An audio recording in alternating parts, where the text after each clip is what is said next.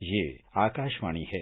कार्यक्रम मंथन में प्रस्तुत है प्रधानमंत्री भारतीय जन औषधि परियोजना पर चर्चा। इसमें भाग ले रहे हैं टीकाकरण पर राष्ट्रीय तकनीकी सलाहकार समूह के अध्यक्ष डॉक्टर N.K. अरोड़ा और पत्रकार अमरेंद्र किशोर। श्री N.K. अरोड़ा साहब, सबसे पहले कि प्रधानमंत्री जन औषधि योजना क्या है? भारत को हम दुनिया की फार्मेसी कहते हैं, क्योंकि दुनिया की सबसे ज्यादा दवाइयों का निर्माण भारत में होता है। और अगर हम ओवरऑल देखें कुल मिलाकर के, तो भारत में दवाइयों की कीमत ज्यादातर देशों के मुकाबले बहुत कम है और एक आम आदमी की पहुंच में है। लेकिन जन औषधि कार्यक्रम में एक कदम और बढ़ाया गया, और वो ये कि जब कोई भी कंपनी दवा बनाती है तो वो अपने ब्रांड से बेचना चाहती है, और उस ब्रांड को प्रमोट करने के लिए उसको पैसे खर्च करने होते हैं और बाकी रेगुलेटरी रिक्वायरमेंट्स होती हैं। उसके मुकाबले अगर केवल दवाई का जो सॉल्ट है, जो बेसिक इंग्रेडिएंट है, उसी को बेचा जाए तो बहुत सारी जो प्रमोशन की जरूरत ना हो करके वो सॉल्ट के नाम पे बिक सकती है। और जन औषधि कार्यक्रम के पीछे की जो सोच है कि हमारी आम जनता को जो जरूरी दवाइयां हैं वो बिल्कुल कम से कम दाम में मिल सकें, और इस पर जो जेनरिक दवाइयां हैं उस पे एक सरकार का प्राइसेस पे कंट्रोल भी रह सकता है। तो उस सोच के तहत ये जन औषधि कार्यक्रम 2015 में शुरू किया गया कि जो जेनरिक दवाई, जेनरिक का मतलब ये हो जाता है कि जो दवाई अपने बेसिक सॉल्ट की वजह से बिक रही है, उसमें कोई ब्रांड अटैच नहीं होता है, वो इसकी मूल भावना है। और मूल भावना में ये होता है कि दाम बहुत नीचे हो जाते हैं और उसकी पहुंच एक आम आदमी तक बहुत सुलभ हो जाती है। तो क्या तमाम जेनरिक दवाइयां जो हैं वो ब्रांडेड या फार्मा की दवाइयों के मुकाबले सस्ती होती हैं या कुछ दवाएं सस्ती होती हैं? ज्यादातर जो भी जन औषधि कार्यक्रम के अंतर्गत दवाइयां हैं, और मोटी बात जो आपने पूछी कि जेनरिक दवाइयां हैं, उनका दाम ब्रांडेड दवाइयों के मुकाबले क्या रहता है, तो हमेशा जेनरिक दवाई ब्रांडेड के मुकाबले सस्ती रहती है। कितनी सस्ती रहती है वो एक अलग बात है, लेकिन ब्रांड बनाने के लिए जो पैसा खर्च होता है उसको अगर हम हटा देते हैं तो जेनरिक दवाई जो है उसका दाम बहुत नीचे आ जाता है। ये एक ब्रॉड प्रिंसिपल है, और दुनिया में जेनरिक दवाई बनाने वालों में भारत सबसे अग्रणी देश है। अरोड़ा साहब की जेनरिक दवाओं बनाने की नौबत क्यों आई? क्यों नहीं पूरे विश्वव्यापी कुछ इस तरह के रेगुलेटरी बॉडी सामने आई है जो बड़ी बड़ी दवा कंपनियों पर नियंत्रण रखती है? ऐसा कुछ नहीं हो सकता था? जो बड़ी बड़ी कंपनियां हैं और दवा कंपनियों की ताकत काफी ज्यादा होती है, और अभी हम बहुत निकट भूतकाल की बात कर लेते हैं। कोविड की महामारी के दौरान जो वैक्सीन थी, जो भारत में वैक्सीन हम जो गवर्नमेंट है 100, 150, 200 रुपए की खरीद रही थी, दुनिया में वही वैक्सीन जो है 2500, 3000 रुपए की एक डोज बिक रही थी। तो आप देख सकते हैं कि ये कितना बड़ा अंतर पड़ जाता है। और इस तरीके से जो बड़ी दवा कंपनियां हैं वो अपनी ब्रांड प्रमोशन करने के लिए और बाकी खर्चे वगैरह उसमें डाले रहते हैं, तो दवाइयों के दाम बहुत अधिक बढ़ जाते हैं। कई बार हमें अंदाजा नहीं है कि एक एम्पिसिलिन का कैप्सूल जो यहाँ पर 5 रुपए का मिलता है, वो बहुत विकसित देशों में $5 से $10 के बीच में बिकता है, यानी 70-80 गुना दाम उसके बढ़ जाते हैं। तो इन सब बातों को देखते हुए ये एक कॉर्पोरेट सेक्टर, इंडस्ट्री और जनता के बीच का एक जिद्दोजहद है, और इसमें राजनीतिक इच्छा शक्ति ही जेनरिक दवाइयों का प्रमोशन कर सकती, और वो किया गया हमारे देश में। खासतौर से जो कोरोना के समय में सरकार का जो ये टीकाकरण को लेकर जो प्रयास रहा है भारत सरकार का, सच में ये पूरी दुनिया भर में एक अलग किस्म का प्रयास रहा और इस प्रयास में सरकार को सफलता मिली। लेकिन जेनरिक दवाओं की जो कीमत तो ठीक है कि कम होती है, लेकिन जन औषधि की गुणवत्ता में किसी तरह की कोई कमी तो नहीं होती है?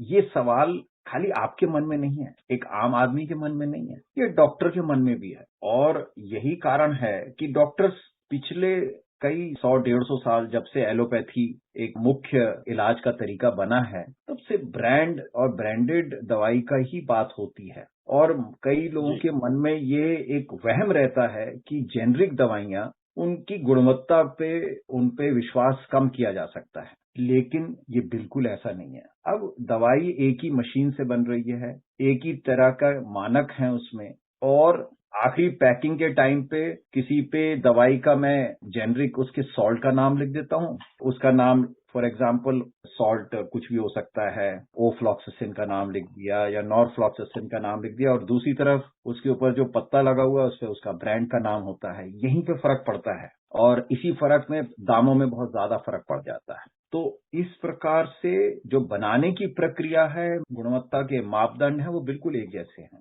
और यही कारण है कि दवाई को जब सरकार एक तरीके से अपने नाम पे बेच रही है, यानी कि जब जन औषधि के जो पूरा कार्यक्रम है वो भारत सरकार के नाम पे हो रहा है और वहां पर गुणवत्ता के साथ किसी भी प्रकार की कमोबेशी करना इस सरकार के लिए भी मुश्किल का काम होगा। तो गुणवत्ता में कोई भी संशय नहीं होना चाहिए, गुणवत्ता में बिल्कुल भी नहीं होता, क्योंकि बनाने का तरीका एक जैसा है। हाँ, एक चीज बहुत जरूरी है, और जो इम्प्लीमेंटिंग एजेंसीज हैं, यानी जो गुणवत्ता की जांच करती हैं, उनकी जिम्मेदारी और भी बढ़ जाती है कि ब्रांड के साथ साथ जो जेनरिक दवाइयां हैं उसका बहुत निकट से निरीक्षण करते रहना चाहिए और उनकी गुणवत्ता के बारे में समय समय पर खाली सरकार को ही नहीं बताया जाए, लेकिन जनता को भी बताना है कि ये गुणवत्ता किस तरीके से है, जिससे कि विश्वास पैदा हो सके। तो अब कहा कि 2015 से ये कार्यक्रम शुरू हुआ है और आज 7 साल हो गए। तो इस 7 साल में जो प्रिस्क्रिप्शन हैबिट है उसमें डॉक्टरों में अभी उतनी तेजी नहीं आई। अभी अंदाजा है कि लगभग 20% जो डॉक्टर हैं वो अब जेनरिक दवाई लिखना शुरू किया है, लेकिन उम्मीद है और हमें लगता है इस तरफ विशेष ध्यान देने की जरूरत है कि ज्यादा से ज्यादा डॉक्टर अगर जेनरिक दवाई लिखेंगे तो मरीज को बहुत ज्यादा फायदा हो। और दूसरा, जो दवाई की निर्माता कंपनियां, उन पे प्रेशर भी पड़ेगा, क्योंकि अगर ज्यादा माल एक तरह का बिक रहा है और उसमें गुणवत्ता में जरा सी भी कमी आई तो उस कंपनी की साख पे और उस कंपनी की बिक्री पे फर्क पड़ेगा। तो ये दोनों चीजें महत्वपूर्ण हैं कि डॉक्टर का विश्वास भी बने और आम जनता का विश्वास, दोनों का विश्वास बनाए रखना है, और उसके लिए सरकार को जो करना है वो करने की बहुत अत्यंत आवश्यकता है। और इस पूरी योजना के 7 साल पूरे हो चुके हैं और इसके प्रभाव और परिणाम को लेकर के सरकार की ओर से या सरकार के सहयोग के तौर पर कहिए, नागरिक संगठनों की भूमिका क्या होनी चाहिए आगे आने वाले समय में? इस तरह की कोई योजना हो तो इस पे आप प्रकाश डालें।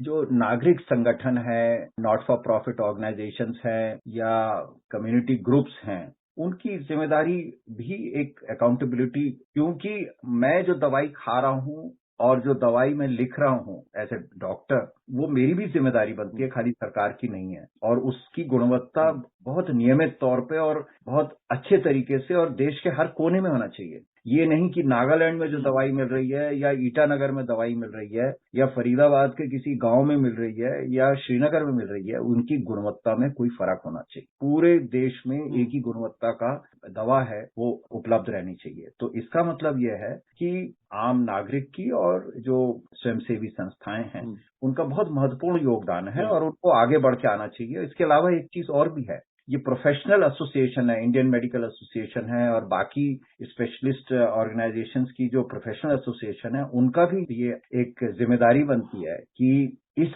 सारे विषय में एक तरफ तो अपने जो मेंबर्स हैं उनमें विश्वास जगाएं कि वो जेनरिक दवाइयों को लिखें, दूसरी तरफ जो प्रोफेशनल ऑर्गेनाइजेशन है जैसे इंडियन मेडिकल एसोसिएशन, जिनके लाखों मेंबर्स हैं, या और है पीडियाट्रिक है, मेडिसिन है, गायनीऑप्स है, जो डिफरेंट स्पेशलिटी की प्रोफेशनल एसोसिएशंस है, उनकी भी बहुत बड़ी जिम्मेदारी बनती है। और दो तरफा है, एक तरफ तो वो देखें कि ये जो जेनरिक दवाइयां हैं वो उनकी गुणवत्ता ठीक है कि नहीं है, उसके बारे में वो उसमें हिस्सेदारी होनी चाहिए उनकी, जिससे कि एक अकाउंटेबिलिटी और जिम्मेदारी वो भी ले सके अपने तरफ। दूसरी तरफ अपने जो मेंबरान हैं, जो मेंबर लोग हैं, डॉक्टर हैं, उनमें विश्वास जमा सकें, और उसमें ये दोनों आपस में जब मिलेंगे तो दोनों तरफ रहेगा। एक तरफ गुणवत्ता बनाई रखी जा सकती है, इंडस्ट्री पे जोर बना रहेगा, और दूसरी तरफ जो है उनके मेंबर्स को, हमारे जो प्रोफेशनल डॉक्टर्स हैं, उन पे भी ये विश्वास जतेगा कि भाई हमारी एसोसिएशन भी इस बात की जिम्मेदारी ले रही है।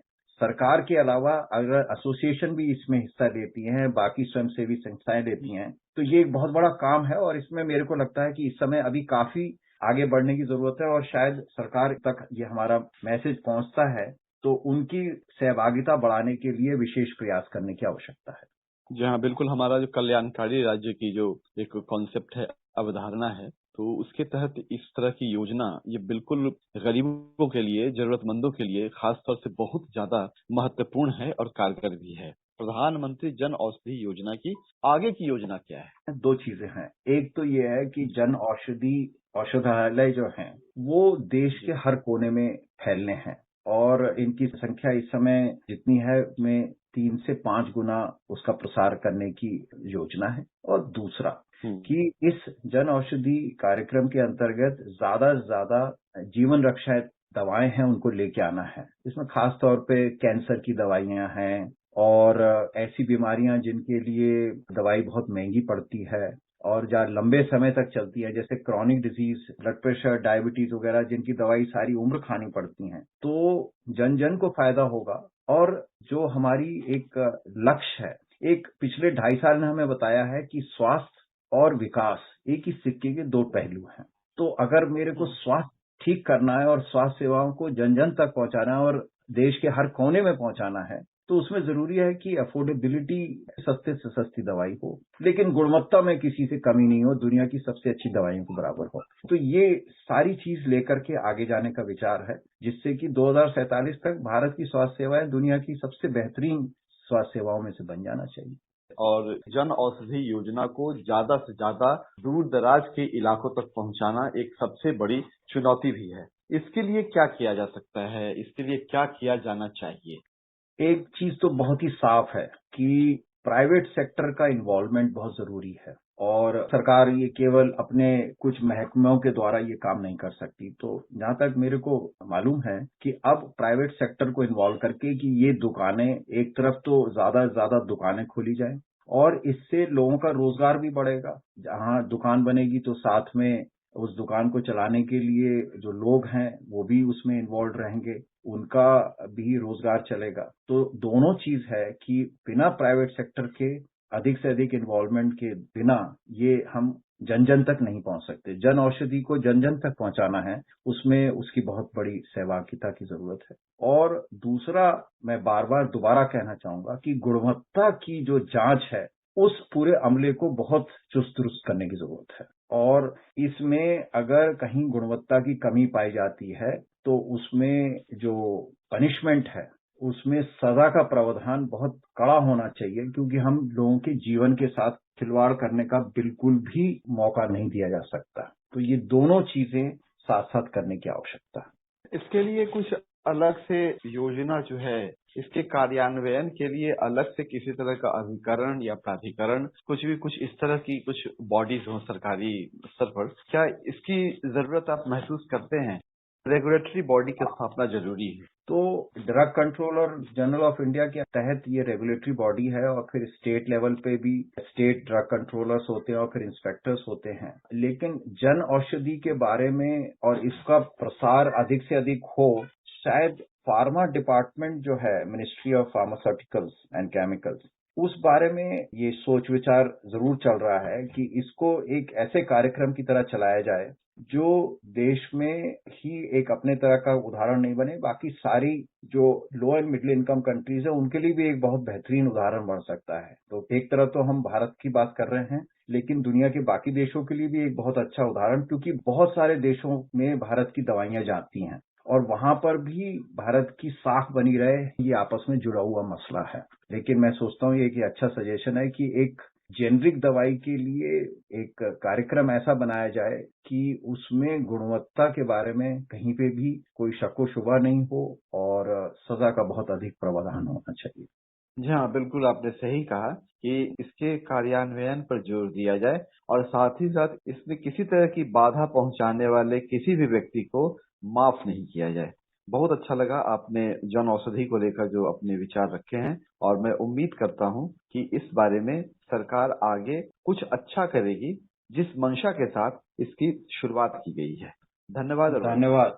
अभी आप सुन रहे थे प्रधानमंत्री भारतीय जन औषधि परियोजना पर चर्चा। इसमें भाग ले रहे थे टीकाकरण पर राष्ट्रीय तकनीकी सलाहकार समूह के अध्यक्ष डॉक्टर N.K. अरोड़ा और पत्रकार अमरेंद्र किशोर। ये कार्यक्रम आकाशवाणी के समाचार सेवा प्रभाग द्वारा प्रस्तुत किया गया। इसे आप हमारे mobile app news on AIR और YouTube channel news on AIR official पर भी सुन सकते हैं। इस कार्यक्रम के संबंध में अपनी प्रतिक्रिया आप हमें ईमेल कर सकते हैं। पता है airnsttalks@gmail.com। ये कार्यक्रम फिर से सुनने के लिए लॉग ऑन करें हमारी वेबसाइट newsonair.nic.in।